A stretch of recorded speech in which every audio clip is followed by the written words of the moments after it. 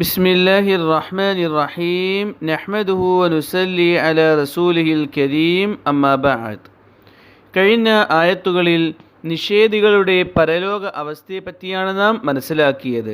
അവർക്ക് അല്ലാഹു സുബ്ഹാനഹു വ തആല ദുനിയാവിൽ നിഷേധം കാണിച്ചതുകൊണ്ട് വലിയ ശിക്ഷ നൽകുന്നതാണെന്നും അവർ പരാജയപ്പെട്ടു പോകുന്നതാണെന്നുമുള്ള കാര്യം നാം മനസ്സിലാക്കുകയുണ്ടായി. തുടർന്നുള്ള ആയത്തുകളിൽ അല്ലാഹു തആല അള്ളാഹു ആരിലോട്ടും ആവശ്യക്കാരനല്ല, നേരെ മറിച്ച് മനുഷ്യരാണ് അള്ളാഹുലോട്ട് ആവശ്യക്കാരായിട്ടുള്ളത് എന്ന കാര്യം അറിയിക്കുകയാണ്. അലം തറ അന്നല്ലാഹ ഖലഖസ് സമാവാതി വൽ അർള ബിൽ ഹഖ് യശഅ യുദ്ഹിബുകും വയഅതി ബിഖൽഖിൻ ജദീദ്. അള്ളാഹു ആകാശഭൂമികളെ ശരിയായ രീതിയിൽ സൃഷ്ടിച്ചത് താങ്കൾ കണ്ടില്ലേ? അള്ളാഹു ഉദ്ദേശിച്ചാൽ നിങ്ങളെ ഇല്ലാതാക്കുകയും പുതിയ ഒരു സൃഷ്ടിയെ കൊണ്ടുവരികയും ചെയ്യുന്നതാണ്. വമാ ദാലിക അലല്ലാഹി ബിഅസീസ്. അത് അള്ളാഹുവിന് അല്പവും ബുദ്ധിമുട്ടുള്ള കാര്യമല്ല. ഈ ആയത്തുകളിലൂടെ അല്ലാഹു സുബ്ഹാനഹു വ തആല അള്ളാഹു ഉന്നതനാണെന്നും അവൻ ആരിലോട്ടും ആവശ്യക്കാരനല്ല എന്നുമുള്ള കാര്യം അറിയിക്കുകയാണ്. അഥവാ മനുഷ്യർ നന്മ ചെയ്യുന്നത് കൊണ്ട് അതിൻ്റെ ഗുണം മനുഷ്യർക്ക് തന്നെയാണ്. മനുഷ്യർ തിന്മ ചെയ്യുന്നതിൻ്റെ ദോഷം അതും മനുഷ്യർക്ക് തന്നെയാണ്. മനുഷ്യർ തിന്മ ചെയ്യുന്നത് കൊണ്ട് അള്ളാഹുവിന് യാതൊന്നും സംഭവിക്കാനില്ല. മനുഷ്യൻ നന്മ ചെയ്യുന്നത് കൊണ്ടും അള്ളാഹുവിന് യാതൊന്നും സംഭവിക്കാനില്ല. മനുഷ്യൻ തിന്മ ചെയ്യുന്നത് കൊണ്ട് അള്ളാഹുവിൻ്റെ സ്ഥാനം കുറയുകയോ മനുഷ്യൻ നന്മ ചെയ്യുന്നത് കൊണ്ട് അള്ളാഹുവിൻ്റെ സ്ഥാനം കൂടുകയോ അങ്ങനെയൊന്നുമില്ല. നേരെ മറിച്ച് അള്ളാഹു എന്നും ഉന്നതൻ തന്നെയാണ്.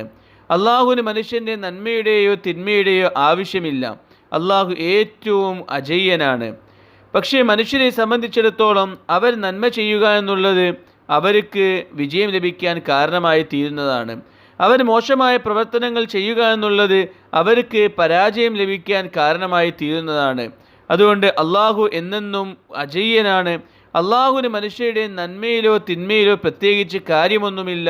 അതിൻ്റെ ഗുണവും ദോഷവും മനുഷ്യർ തന്നെയാണെന്ന കാര്യം അള്ളാഹു അറിയിക്കുന്നു. അള്ളാഹുവാണ് ആകാശങ്ങളെയും ഭൂമിയെയും സൃഷ്ടിച്ചവൻ. അതുകൊണ്ട് തന്നെ അതിലുള്ള സകല വസ്തുക്കളെയും നിയന്ത്രിക്കുന്നതും അള്ളാഹു തആലയാണ്. ആ വസ്തുക്കൾ നല്ല രീതിയിൽ ജീവിച്ചാൽ അതിന് നന്മയുണ്ടായിരിക്കും. അവർ മോശമായ രീതിയിൽ ജീവിച്ചാൽ അവർക്ക് ദോഷവും ഉണ്ടായിരിക്കും. അള്ളാഹുവിനെ സംബന്ധിച്ചിടത്തോളം എല്ലാ മനുഷ്യരെയും മാറ്റി മറ്റൊരു സമുദായത്തെ കൊണ്ടുവരിക എന്നുള്ളത് ഒരു പ്രയാസമുള്ള കാര്യമല്ല. അതുകൊണ്ട് തിന്മയിൽ ജീവിക്കുന്ന ആളുകൾ അവർ മനസ്സിലാക്കേണ്ട കാര്യം, അവരെ നശിപ്പിക്കാൻ ഉദ്ദേശിക്കുകയാണെങ്കിൽ അള്ളാഹുവിന് യാതൊരു പ്രയാസവുമില്ല. അവരെ നശിപ്പിച്ചുകൊണ്ട് മറ്റൊരു സമുദായത്തെ കൊണ്ടുവരാൻ അള്ളാഹുവിന് കഴിവുണ്ട്.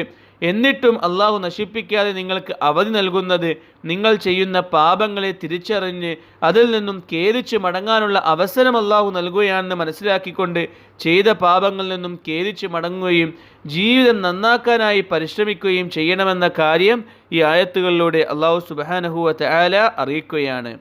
തുടർന്നുള്ള ആയത്തുകളിലും അള്ളാഹു തആല പരലോക അവസ്ഥയെപ്പറ്റി തന്നെയാണ് അറിയിച്ചിരുന്നത്. وبرزوا لله جميعا فقال الضعفاء للذين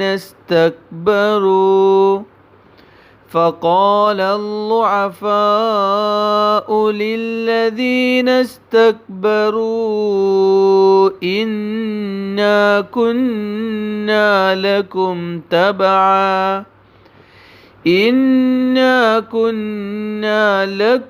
تبعا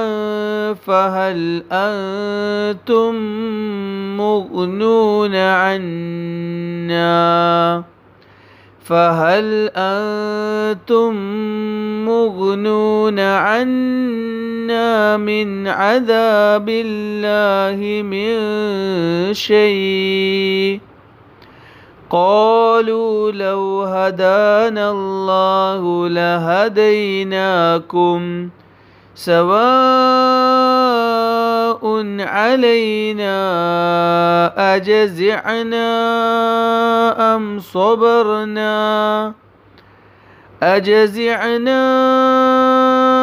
أم صبرنا ما لنا من محيص. അള്ളാഹുവിൻ്റെ മുന്നിൽ അവർ എല്ലാവരും വരുന്നതാണ്. അപ്പോൾ ബലഹീനരായ അനുയായികൾ നേതാക്കളോട് പറയും, ഞങ്ങൾ നിങ്ങളെ പിൻപറ്റിയവരാണ്. ആകയാൽ അള്ളാഹുവിൻ്റെ ശിക്ഷയിൽ നിന്നും അല്പമെങ്കിലും ഞങ്ങളിൽ നിന്നും തടയാൻ നിങ്ങൾക്കാകുമോ? നേതാക്കന്മാർ പറയും, അള്ളാഹു ഞങ്ങൾക്ക് സന്മാർഗം നൽകിയിരുന്നെങ്കിൽ ഞങ്ങളും നിങ്ങളെ സന്മാർഗത്തിലേക്ക് നയിക്കുമായിരുന്നു. നാം അസ്വസ്ഥമാകുന്നതും അല്ലെങ്കിൽ ക്ഷമിക്കുന്നതും നമുക്ക് ഒരുപോലെ തന്നെയാണ്. നമുക്ക് ഒരു രക്ഷാമാർഗവുമില്ല. ഈ ആയത്തിലൂടെ അള്ളാഹു സുബ്ഹാനഹു വ തആല നിഷേധികളുടെ പരലോക അവസ്ഥയെപ്പറ്റി പറയുകയാണ്. ദുനിയാവിൽ പല നേതാക്കളും അണികളും ഉണ്ടായിരിക്കും. നല്ല നേതാക്കൾ അണികളെ നന്മയിലോട്ടാണ് നയിക്കുക. മോശമായ നേതാക്കന്മാർ അണികളെ മോശമായ കാര്യങ്ങളിലോട്ടാണ് നയിക്കുക. പല അണികളും നേതാക്കന്മാർക്ക് വേണ്ടി പല തിന്മകളും അന്യായങ്ങളും അനീതികളും ചെയ്യാറുണ്ട്. അവർ ഈ നേതാക്കന്മാരുടെ ബലത്തിലാണ് ഈ കാര്യങ്ങളെല്ലാം ദുനിയാവിൽ ചെയ്യുന്നത്. കാരണം ഈ അന്യായം ചെയ്താലും അനീതി ചെയ്താലും അവരെ രക്ഷിക്കാനും സംരക്ഷിക്കാനും ഈ നേതാക്കന്മാർ ഉണ്ട് എന്ന ചിന്തയിലും അവരോടൊപ്പം ഉണ്ടാവുന്നതാണ് എന്ന ഒരു ഉറപ്പിലുമാണ് ഈ അന്യായങ്ങളും അനീതികളുമെല്ലാം അവർ ചെയ്യുന്നത്. എന്നാൽ പരലോകത്തിലെ അവസ്ഥ ഒരിക്കലും അങ്ങനെയല്ല. പരലോകത്ത് എല്ലാ കാര്യങ്ങളും കൈകാര്യം ചെയ്യുന്നത് അള്ളാഹു മാത്രമാണ്. ദുനിയാവിലും യഥാർത്ഥത്തിൽ അള്ളാഹു തന്നെയാണ് കൈകാര്യകർത്താവ്. എല്ലാവരെയും നിയന്ത്രിക്കുന്നതും എല്ലാവർക്കും വേണ്ട കാര്യങ്ങൾ ചെയ്തു കൊടുക്കുന്നതും എല്ലാം അള്ളാഹു തന്നെയാണ്. പക്ഷെ ദുനിയാവിൽ അള്ളാഹു തആല മനുഷ്യന് സ്വാതന്ത്ര്യം നൽകിയിട്ടുണ്ട്. ചില കാര്യങ്ങൾക്ക് താൽക്കാലികമായ അധികാരങ്ങളും താൽക്കാലികമായ സ്വാതന്ത്ര്യവും അള്ളാഹു മനുഷ്യന് നൽകിയിട്ടുണ്ട്. ഉദാഹരണം പറയുകയാണെങ്കിൽ, ദുനിയാവിൽ മനുഷ്യർക്ക് അള്ളാഹു തആല താൽക്കാലികമായി പല വസ്തുക്കളുടെ അധികാരങ്ങളും നൽകിയിട്ടുണ്ട്.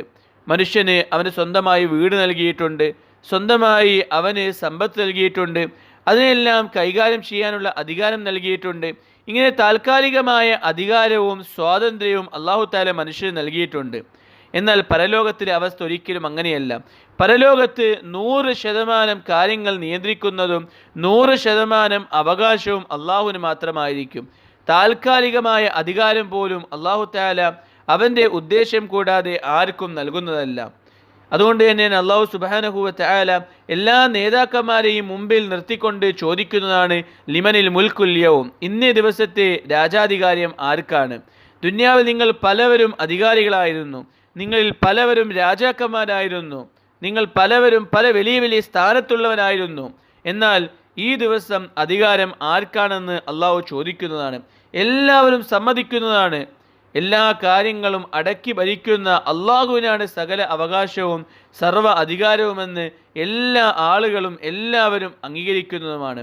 കാരണം അന്നേ ദിവസം മനുഷ്യർക്ക് മനസ്സിലാകും, എനിക്ക് താൽക്കാലികമായ അധികാരം മാത്രമായിരുന്നു ലഭിച്ചിട്ടുണ്ടായിരുന്നത്. പരലോകത്ത് പുനർജീവിപ്പിക്കപ്പെടുമ്പോൾ, അള്ളാഹുവിന് മുമ്പിൽ ഹാജരാക്കപ്പെടുമ്പോൾ യഥാർത്ഥ അധികാരി അള്ളാഹുവാണ്.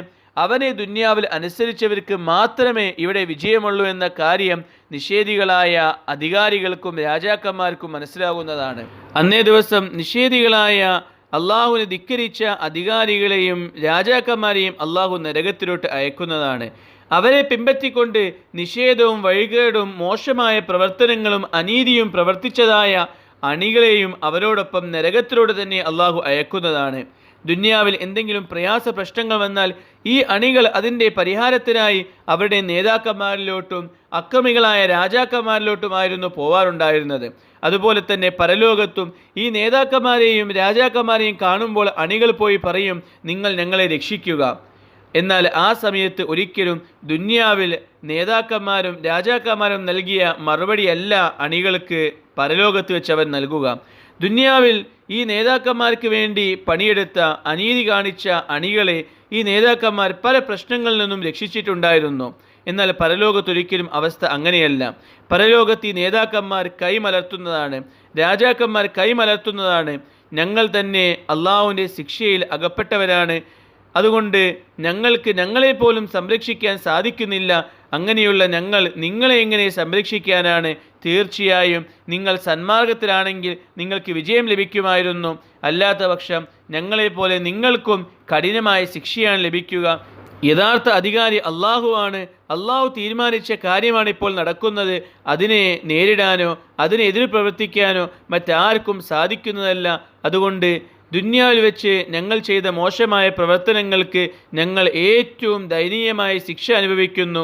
നിങ്ങളെ സംരക്ഷിക്കാൻ ഞങ്ങളെക്കൊണ്ട് സാധിക്കുന്നതല്ല എന്ന് പറഞ്ഞുകൊണ്ട് നേതാക്കന്മാരും രാജാക്കന്മാരും കൈയൊഴിയുന്നതാണെന്ന് ഈ ആയത്തിലൂടെ അള്ളാഹു സുബ്ഹാനഹു വ തആല അറിയിക്കുകയാണ്. ഈ ആയത്തിലൂടെ നാം മനസ്സിലാക്കേണ്ട പ്രധാനപ്പെട്ട കാര്യം, ദുന്യാവിൽ വെച്ച് ആരെല്ലാം സംരക്ഷണത്തിന് ഉണ്ട് എങ്കിലും ആരെയെല്ലാം തൃപ്തിപ്പെടുത്താൻ നമ്മൾ ദുന്യാവിൽ വെച്ച് എന്ത് ചെയ്താലും അവരാരും പരലോകത്തുണ്ടാവുന്നതല്ല. ദുന്യാവിൽ പലപ്പോഴും പാപകർമ്മങ്ങൾ നാം ചെയ്യുന്നത് ഭൗതികമായ താല്പര്യങ്ങൾക്ക് വേണ്ടിയോ ഭൗതികമായ ആളുകളെ തൃപ്തിപ്പെടുത്താൻ വേണ്ടിയോ ആണ്.